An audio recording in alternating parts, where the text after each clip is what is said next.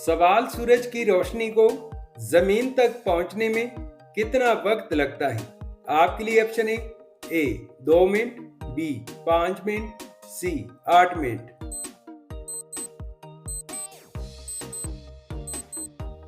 इसका सही जवाब है ऑप्शन सी 8 मिनट। सवाल सबसे मीठी आवाज किस परिंदे की होती है?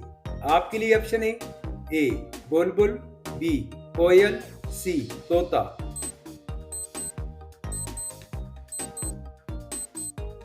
इसका सही जवाब है ऑप्शन बी कोयल।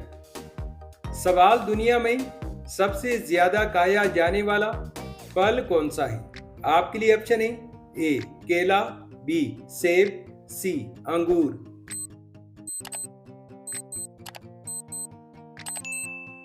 इसका सही जवाब है ऑप्शन ए केला।